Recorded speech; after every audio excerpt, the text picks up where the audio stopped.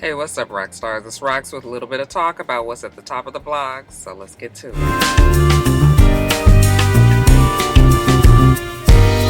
All right, you guys, not much going on this week, so it gives us time to really talk about this this shit going on with the abortion laws, specifically down south. Although it looks like it is trying to slowly make its way.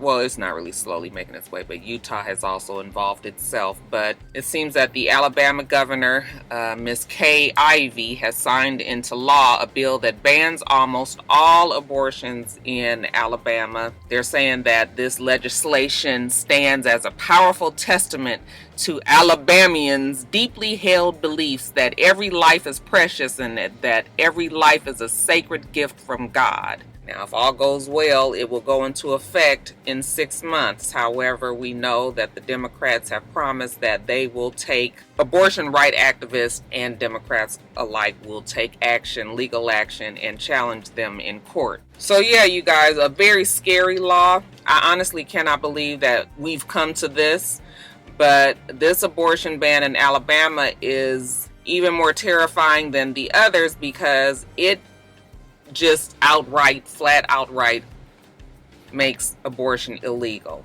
Any doctor that performs an abortion will get 99 years to life in jail. I don't know what would happen to the person that was getting the abortion, but I'm sure there will be some legal ramifications from it as well. But all abortions, it doesn't matter if it is a pregnancy that is a result of a rape or incest. They're saying that the only way that an abortion could be performed if I can't get my words together. The only way that an abortion could be performed is if the mother has a serious health risk in threat of losing her life. And even then, I'm wondering who makes that determination. What is where's the line drawn where the doctors and I guess the lawmakers would say, yes, this mother actually does deserve to be able to have an abortion.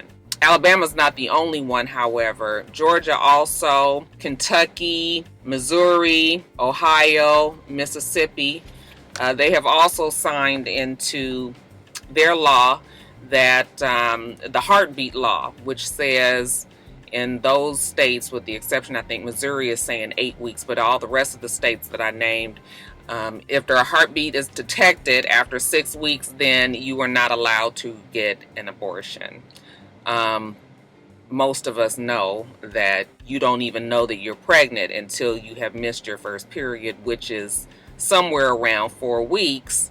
And then, another week or so to get to trying to figure out if you are pregnant. I mean, that bill leaves you no room to find out that you're pregnant and then feel like if you needed to have the abortion to make it happen. I just honestly cannot believe that we are here. And if this, as women, doesn't make you want to get out and make your voices heard and vote, then I don't know what. Many people, I don't think we thought that we would ever get to the point where they would overturn or try to really challenge Roe versus Wade. I mean, there have been talks about it, but I never thought that the states would actually go this far, and just living in the South really disgusts me at this point. Like, really, I mean, just the thought of, I mean, at this point, it's just white old men making decisions for all women in those states, what they will do with their body. Now, who's going to take care of these kids after they're born to parents who did not want them? We know that the government is not going to do that. They are all pro-life. Every life is precious and means something until they're here. As states begin to pick up steam, like, I think they're getting more emboldened by just seeing different governors make these decisions. So we have more and more states deciding to sign on as well and hoping to take it to Supreme Court. I know the evangelist, what's his name? Pat Robertson. He even said that the law is extreme and he's not sure that they should even take this to Supreme Court because he feels that it will lose. I don't even know if that's the truth. I mean, Kavanaugh, remember everyone was really fighting to get him in that seat because he was the swing vote needed for issues such as this. They believe that he will be the one to push it through. Yeah, it's just a scary thought. You know, we talk about The Handmaid's Tale. If you guys watch that on Hulu, the show seems so far-fetched and way out, but not really.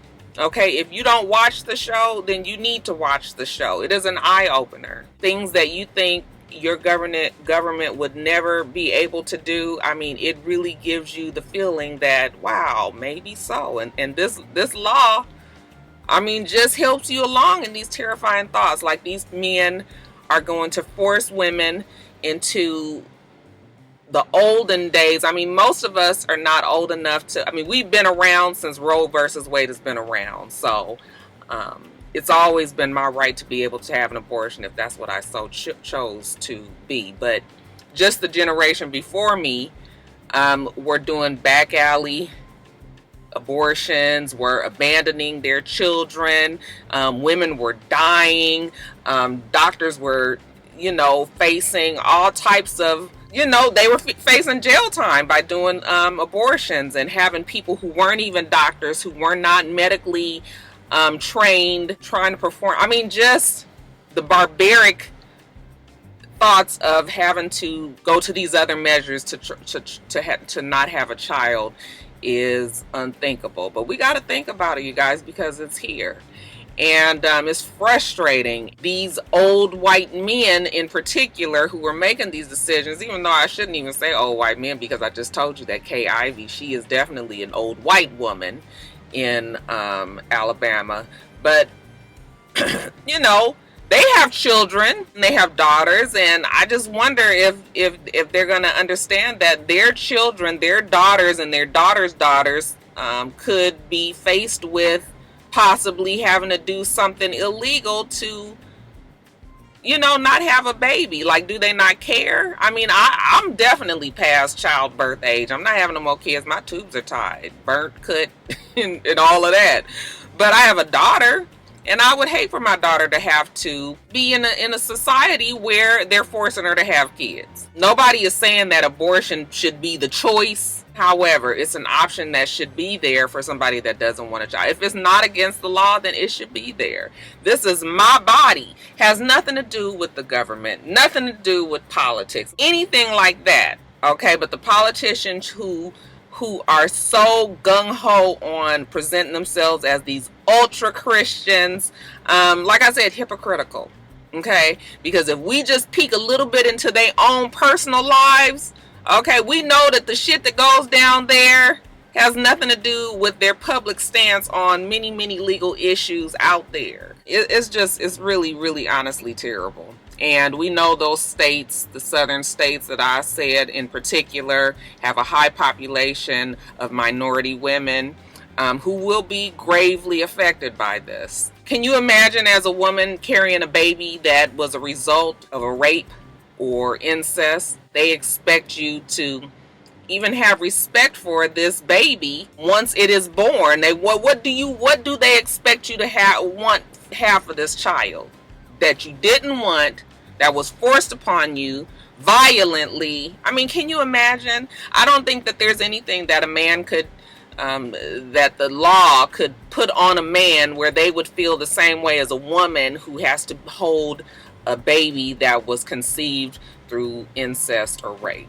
But that right there lets you know that the government does not think of women as equal citizens. They can tell us what to do with our body.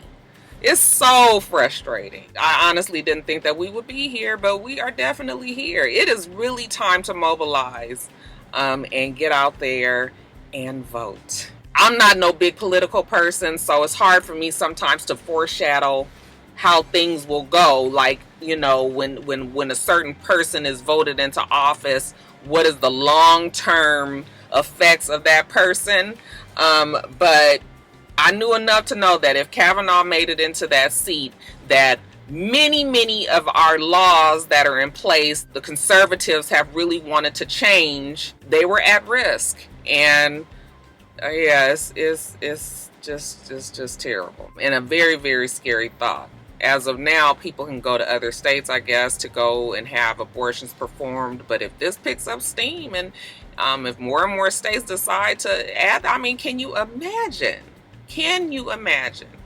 Terrible thought. Terrible thought. So disappointed, definitely, in Georgia, but not surprised at all. The longer that I live here, the more I realize that with even though Atlanta is supposed to be the whole, black city and all, I tell you guys all the time, all you got to do is travel a little bit outside of the city. It's a whole different story, and will remind you of exactly where you live. So we'll see. Definitely will be challenged in court. They've already promised that. And we'll see how it fares once it makes it up to the highest court in the land. But right now, you guys, it's a scary time, don't you think? Malia Davis, she was reported missing over 2 weeks ago.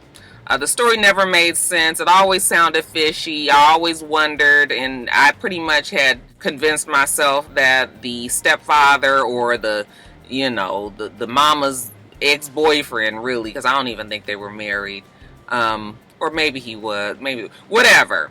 I always felt he was involved. Supposedly, Darian Vince, he said that he was out with his 2-year-old son and Malia, and that 3 men in a silver Nissan Altima had abducted them. Evidently, the men let him and his 2-year-old son go, but they kept the 4-year-old. This is according to him. And he didn't know where else the child was. The story just never made sense. People said that on the surveillance cameras in the apartment complex, I guess, where he lived, he was seen carrying a large laundry basket, seen carrying cleaning, big things of cleaning like Clorox bleach and cleaning utensils, large trash bags. They've even found the smell of like the remains of human decomposed body in the trunk of a car that he had been driving. So everything was pointing towards him. The mom was trying to seem like she didn't suspect him at first, but now she's saying that she believes he was involved. I have a big side eye for that mom as well. I mean, of course, we never want to think that mothers would be involved in something as heinous as killing their child. However, it happens. Even if she didn't have a hand in it, I feel like she knows something. The mama ain't right either. Okay. In the meantime, this little girl has been missing. They still haven't found her body. It's just a tragic story. They said that last year, I believe it was, that CPS had removed her and her brothers from the home that she shared with her mom and Vince because she had like a head injury. But after 6 months, I guess the mom and they had completed whatever they needed to complete, some classes, and they felt that the home was safe, and they returned the little girl back to the home. And now this, it is definitely not a foolproof system, and certain things do fall through the crack. It's unfortunate because right now we have a little girl who's most likely dead.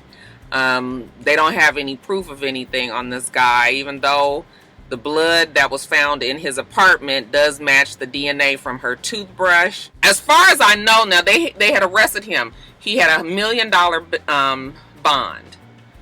They dropped that to $45,000. I am not clear if he is or isn't in jail, if he's bonded out or what, but he still hasn't been formally charged with anything, I believe. And they're saying that his next court date is on July 10th. There's been an organized search down there in Texas called Texas EquiSearch. And they've been looking for over a week in an area where he had made a comment to his mother, and also the mother of the little girl, that if he ever decided to kill somebody, he could hide him in this certain area that's real remote and a lot of woods, and nobody would ever be able to find a body there. So they have been looking in that area. I guess he was a mail carrier, and so that's how he was familiar with that area. But yeah, the story is just terrible because ultimately there's been a 4-year-old little girl that's been killed, and nobody really is answering for that and being punished for it. I think eventually he will, but so far we need the body, and just for closure for that family. But we'll see what goes on with the mom in the meantime, because I don't think that she's been charged with anything. But yeah, I don't know. The mom ain't right. That's all I gotta say. But that is the update. I'll keep you guys informed on this story if we find out anything more about little Malia Davis. But prayers up for this soul who innocently has suffered at the hands of some old crazy ass man that shouldn't even have been trusted to be around this little girl. But that's neither here nor there. I'll let you guys know if we get any more updates.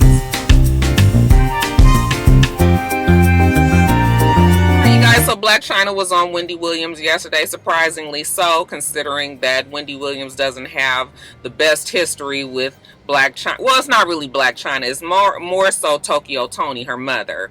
And we know, and even Blac Chyna though has had some back and forth with Wendy Williams. Well, not really back and forth, because you can go back with Wendy all you want. She is not going to come back forth with you. So Chyna has had some things, some choice words for Wendy Williams. So has Tokyo Toni, but I guess they let bygones be bygones, and she went on to the show. She looked very pretty. You can tell she was nervous. Wendy Williams said she was nervous. She was like, this is a safe place. You don't have to be scared. But she said she was shaking.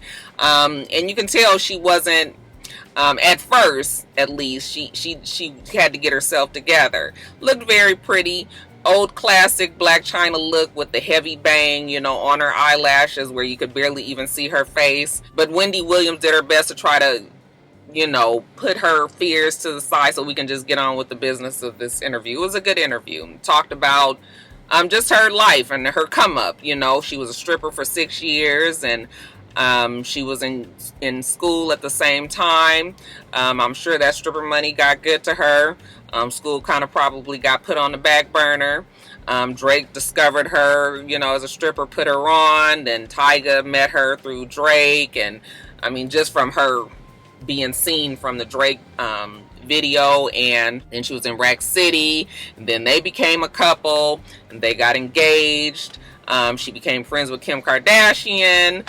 You guys remember, because her and Tyga was at Kim and Kanye's wedding, remember? But shortly after that, I guess they started to grow apart, and that got pushed up expeditiously because Tyga started to see Kylie. Evidently, he performed at her 17th birthday party, and I guess some sparks flew, and next thing you know, her and Tyga was breaking up. She did say that they were in the midst of probably breaking up anyway, but she realized that Kylie was definitely the girlfriend in place when he put her out of his home.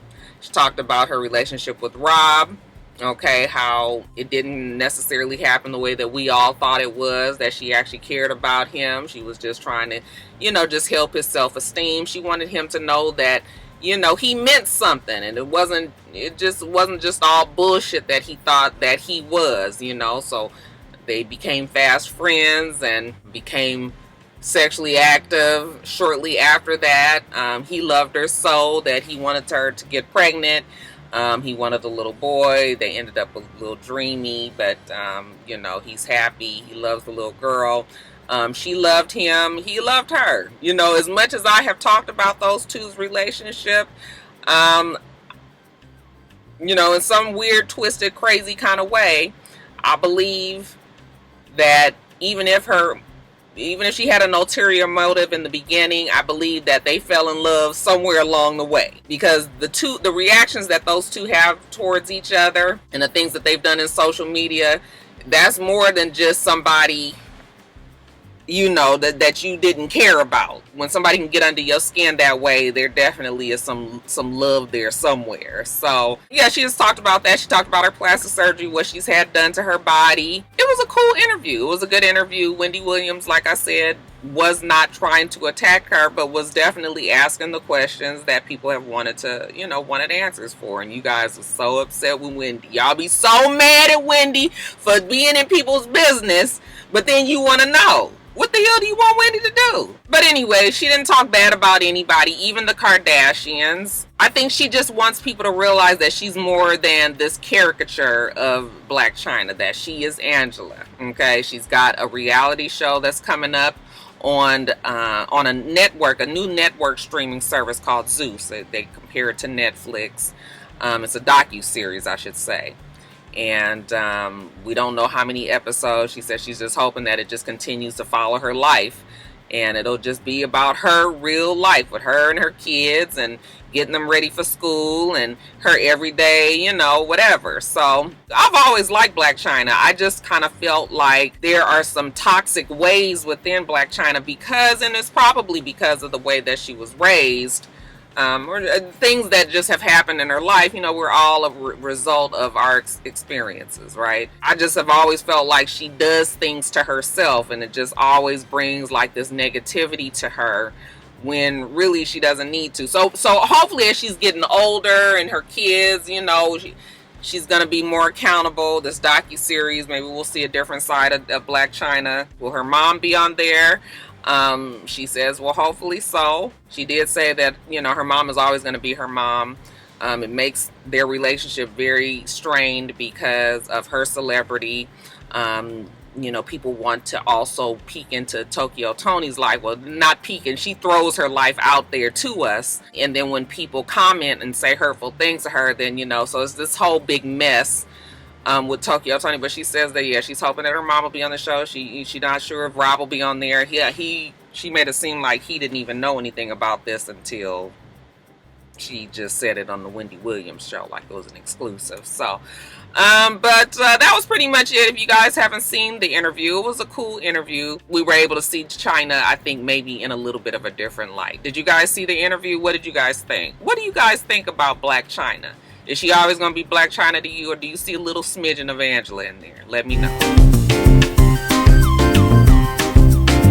Doris Day, she's a 60s box office blonde girl next door. Again, the studios love the fact that she was this blonde, freckled face, you know, kind of virginal, perfect girl who had a beautiful voice. She died at the age of 97 years old at her home in Carmel Valley, California. Doris Day had the big band sound. Because the movies back then, musicals were a big thing, that was part of the threat. You had to be able to act, but you also had to be able to sing and dance. And Doris Day was able to do that as well. The movies catapulted her into superstardom. She also had her own comedy show back in the 70s. Then after her comedy show, you know, she started to slowly fade out of the spotlight. She became very active in the animal community. They said that she created foundations for animals, and she had many dogs, and that became her new love. I hadn't heard Doris's name. I mean, Doris Day is even before my generation. Of course, when I was little, I remember seeing the Doris Day movies on Family Film Festival and just watching. So that's how I know of Doris Day, but she was even really before my time. But they say that Doris Day also had a colorful life, had been married 4 times. I think her third husband had taken $20 million from her and her husband and their lawyer had embezzled $20 million at the time from her. You know, she sued and she was able to get $22 million. The judgment was $22 million. However, she wasn't able to get all of that money. Her husband actually died before she even found out that the money was missing, but she did sue the lawyer. But like I said, she faded away from the spotlight and became more involved in the animal community. They said that she got to the point where she had a difficult time dealing with even having to, you know, put her animals down, her dogs down. She could never deal with it. So now they're saying that because she had a difficulty dealing with death, that they will not be having any funeral, they won't be having a memorial service, that she will not even have a grave marker, which is interesting because you can fight death as much as you want to, but when you dead, you dead.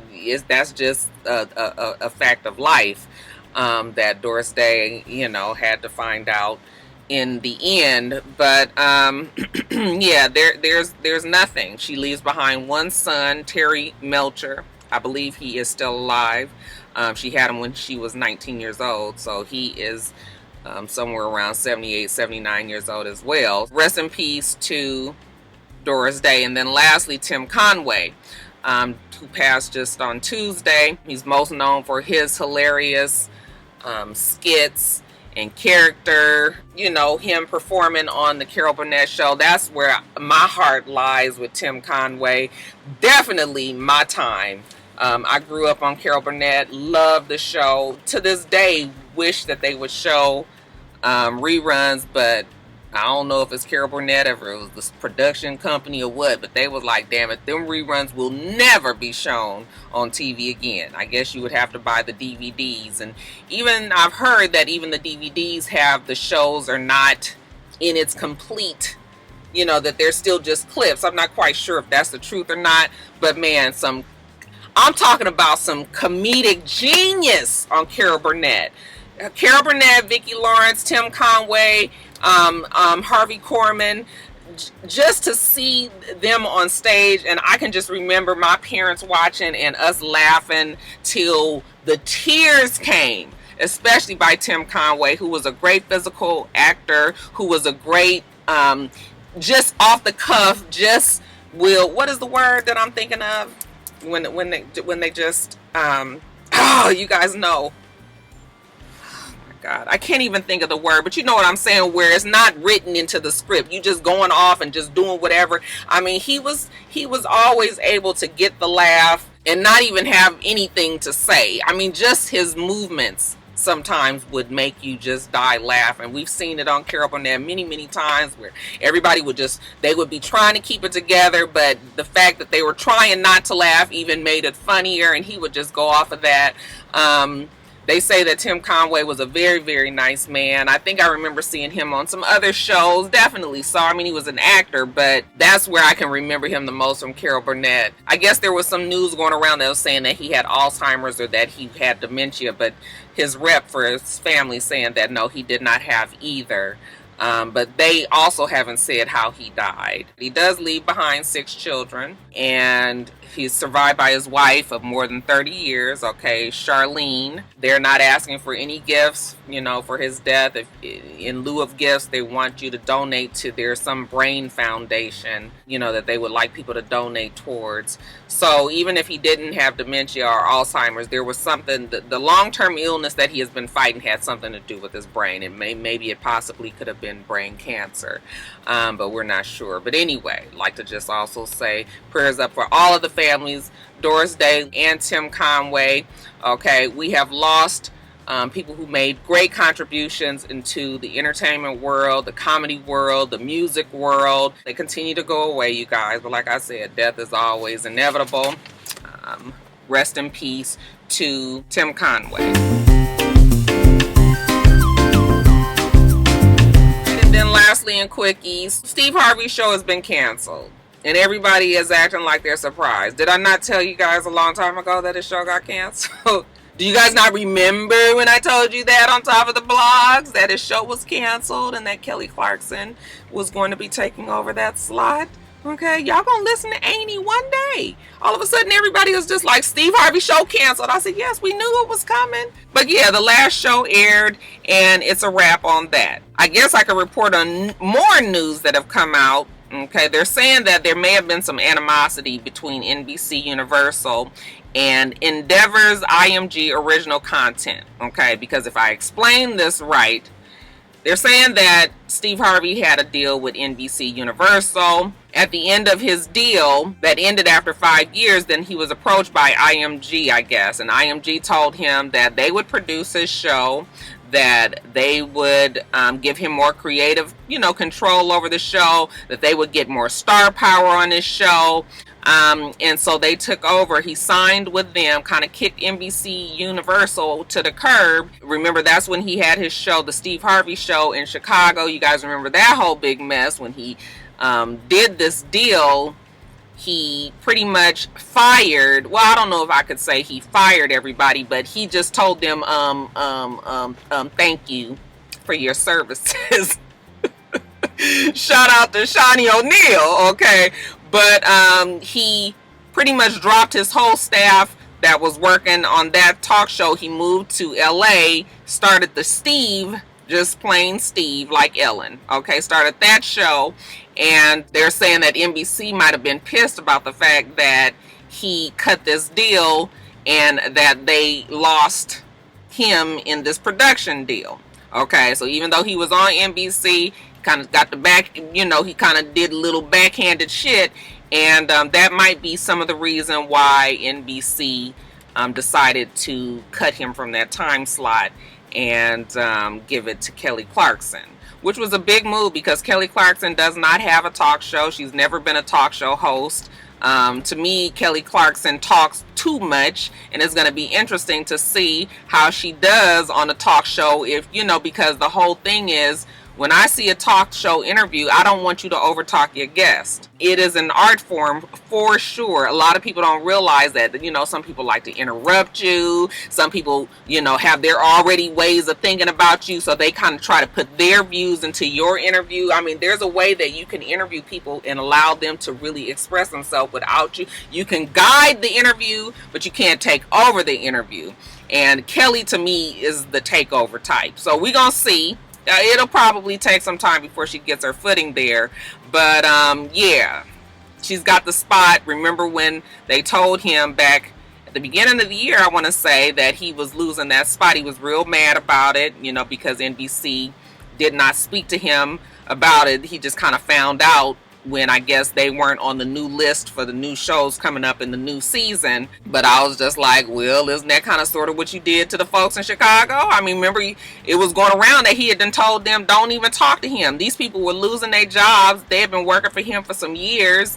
And I guess they was trying to catch him in the hallway or whenever they could, and he was just like, don't come talking to me when I'm in the hallway, don't talk to me in my dressing room. It is what it is. Maybe he had to find out the hard way that that's not the most pleasant way to find out that you don't have a job anymore. But they're saying no fret, Steve Harvey will probably land on his feet. His talk show may go on to Facebook, which seems to be a growing medium, with Red Table Talk being successful for Jada Pinkett Smith. Maybe, you know, this will be just a new location for people to see his show. Will you guys be checking into Facebook? I sure as hell won't. I don't give a fuck about Steve Harvey, okay? And I don't even have Facebook, so there you go right there. But yeah, that's it on Steve Harvey. No more Steve on NBC. So I've never seen Star a day in my life. I couldn't tell you nothing about that show other than it's about a group that sings, okay, a group of girls. I don't even know anybody's name on the show with the exception of Cotton, and the only reason why I know of that girl is because I have always followed, what's her name? Amira? I can't even think of her name right now. This brain is at a complete loss today. But I've always followed her on social media. I followed her on Instagram before she was ever even thought of to go on Star. Okay, we knew nothing about her, but I've always followed her because she's always been a very entertaining person to me. And it's been actually really nice to see her, you know, her rise, you know, from social media to being on TV. So good for her. But yes, it's heartbreaking to find out that Star got canceled after 3 seasons. Although I had never seen the show, I knew that there were a lot of people who loved the show. I stopped watching Empire some years ago because I was just tired of all things Lee Daniels. So I didn't even give Star a chance. I felt like Empire jumped the shark years ago, and that they have just been on some bullshit. Every now and then I would kind of look at something and I'd be like, oh my God, what exactly is going on here? And people had been telling me that the show should have been canceled, although they still had a pretty good following, obviously so. But Star seemed to be a show that was doing well for them, that they had their fans, and that, you know, it was still kind of in that growing stage, or finally got its footing, and now it's canceled. And from what I understand, that they had a big cliffhanger at the end, and now people will never get their answers. Now, well, that happens to the best of us, okay? It happens to the best of these shows. You know, we'll be watching and get so fully invested, and then it'll just be gone. And Star seems to be another victim of it. But it's interesting that, you know, that Star gets canceled and that Fox continues to give Empire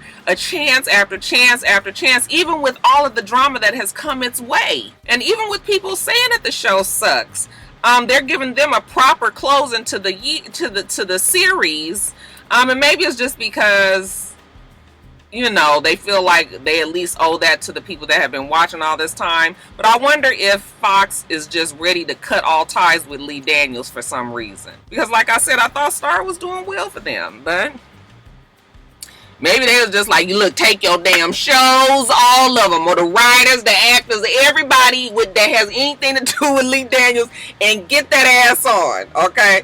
Something is strange about that relationship with Fox and Lee Daniels and his shows and his people on the shows and everything. I can't put my finger on it, but it's just strange to me that Empire would get one last run.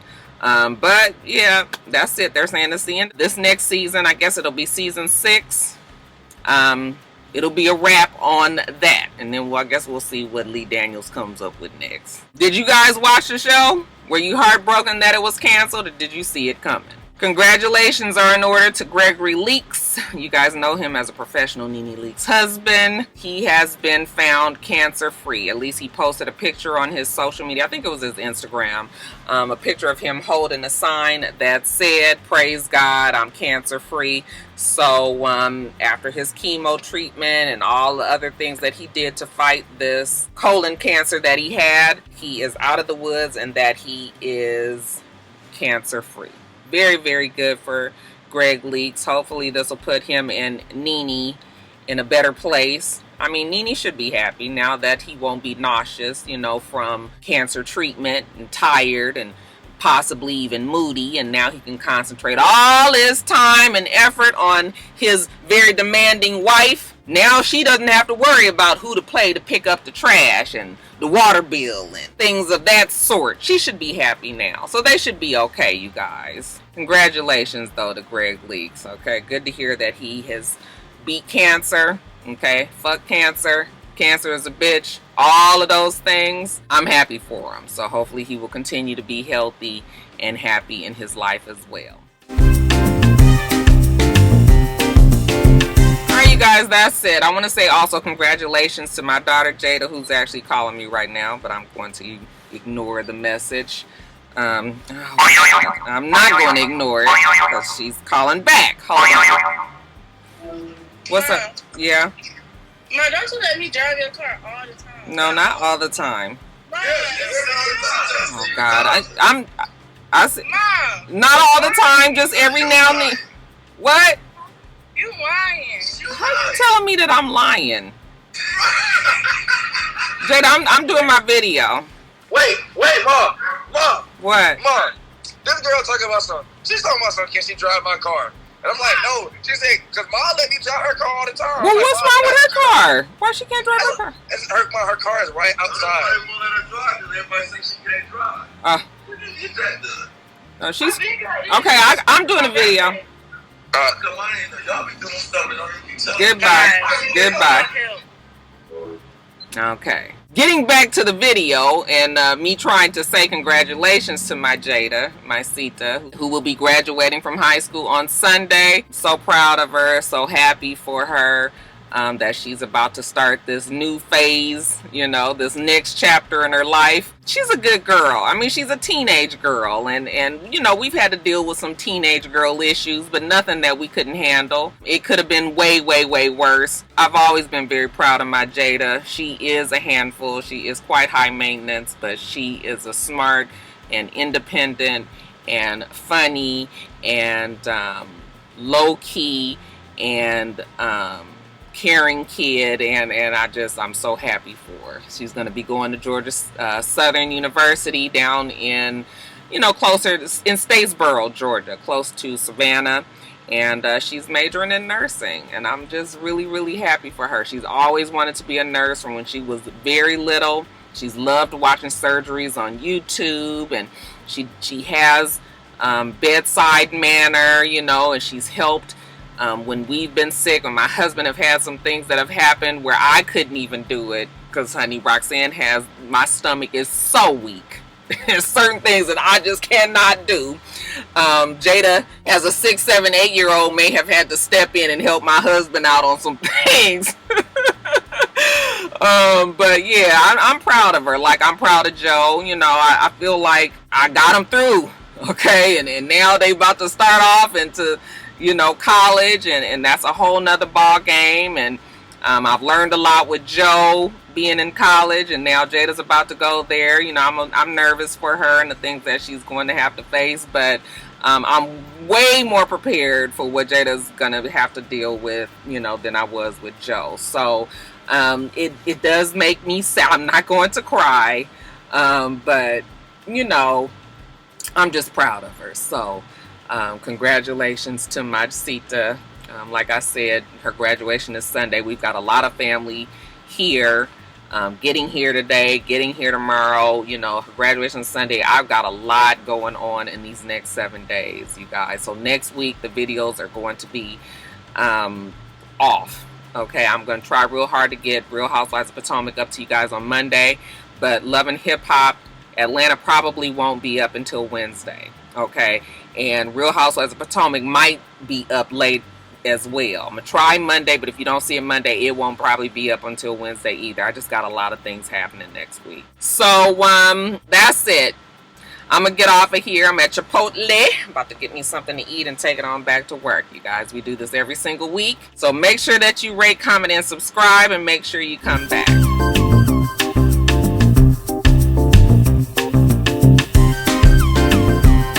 Until next time, rock stars. Bye.